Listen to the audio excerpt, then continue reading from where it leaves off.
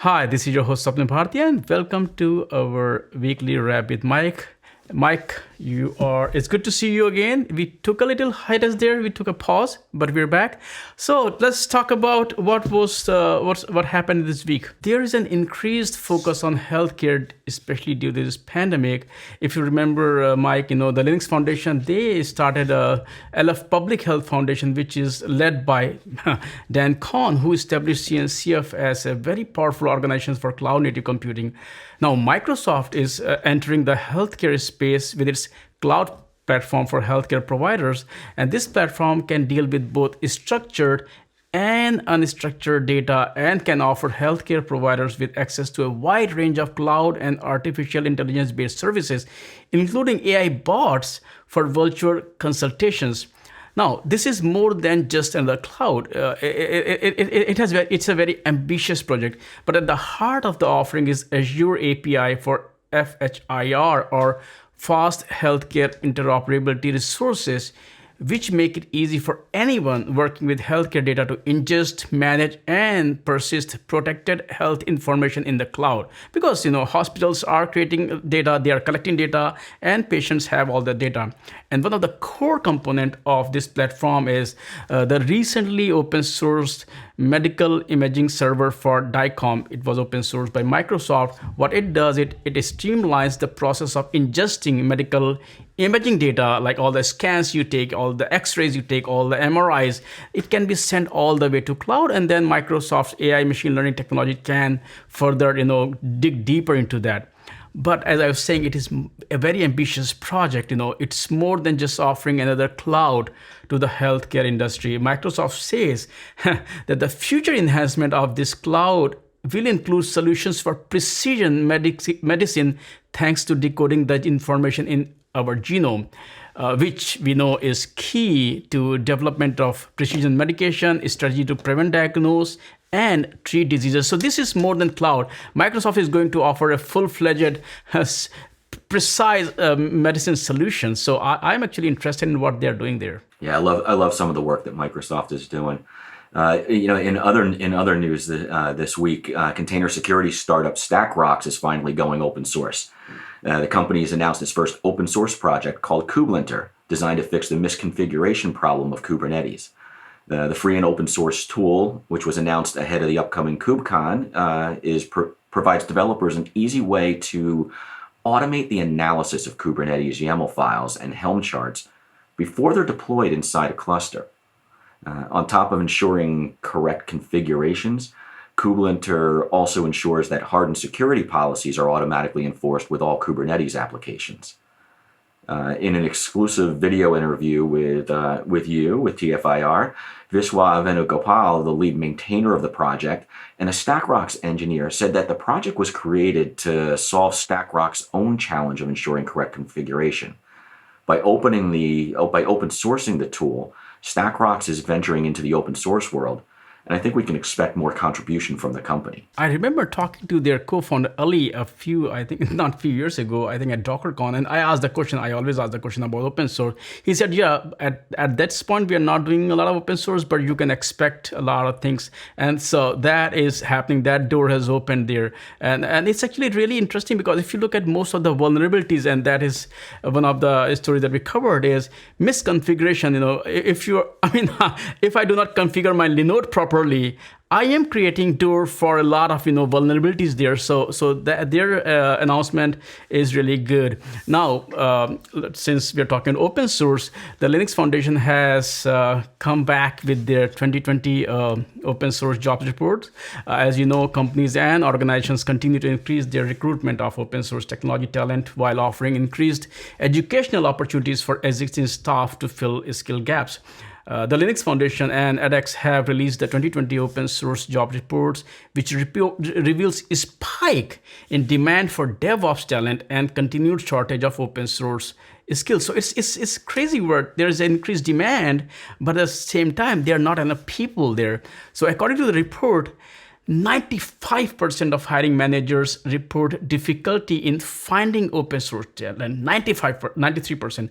And 63% say that they have begun to support open source projects with code or other ways for recruiting individuals with those software skills, it is a significant jump from the 48% from 2018. So in 2018, 48% people said they're looking for that. Now 93% people are saying that. And according to the report, DevOps has become the top role hiring managers are looking to fill.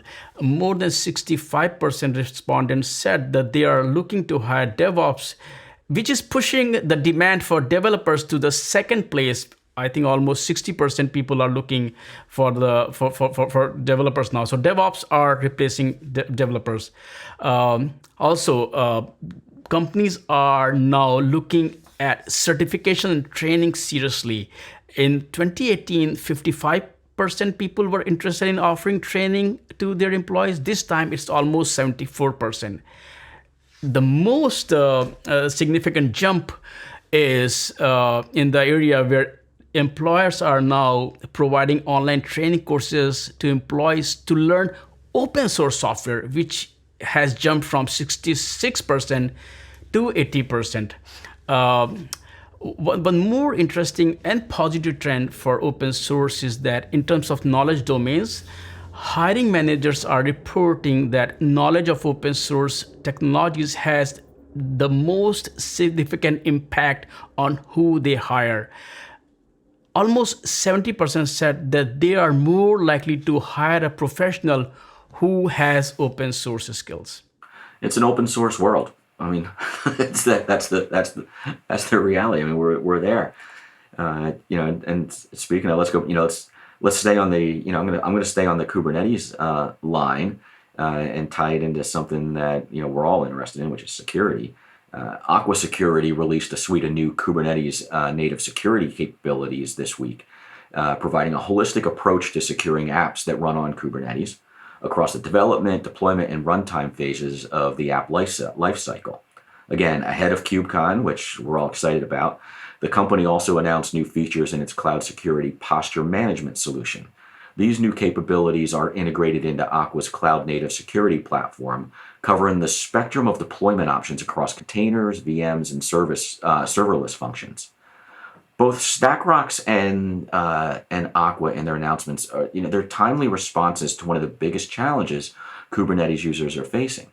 According to a recent research note, analyst firm Gartner, I guess they go by singular name, Gartner, said that Kubernetes' inherent complexity often leads to outdated versions and, again, misconfiguration by organizations, making clusters susceptible to compromise.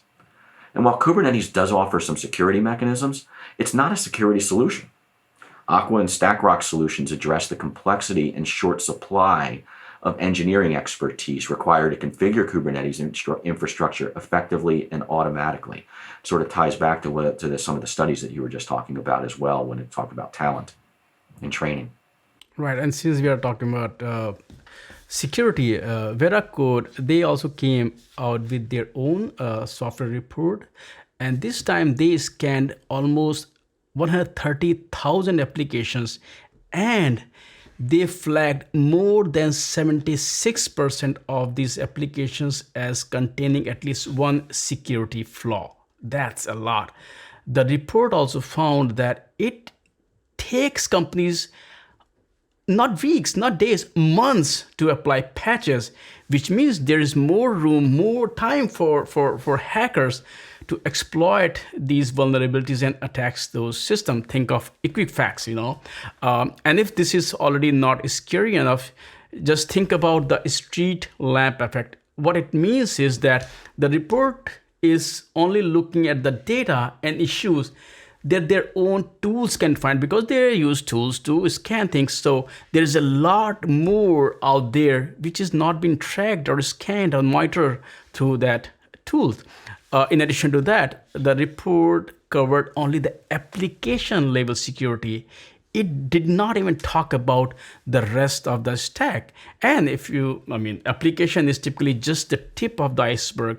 The app is like around 10% of the whole stack. It sits on top of programming languages, frameworks, libraries, hypervisors, kernel, VMs. There is so much code out there. I mean, literally, a stack consists of billions of lines of code in that iceberg that is sitting below that one application that this report is talking about. So, of course, we talked to Alex Ganaris, CEO of Polyverse, to better understand this report. And he said that no matter how perfect your app is, if you're running on a vulnerable operating system, you are in trouble because the attacker will go after that operating system. And he advises to not look only at the app. Look at your whole stack when you're looking at the security of your application. You're only as strong as your weakest link. Exactly.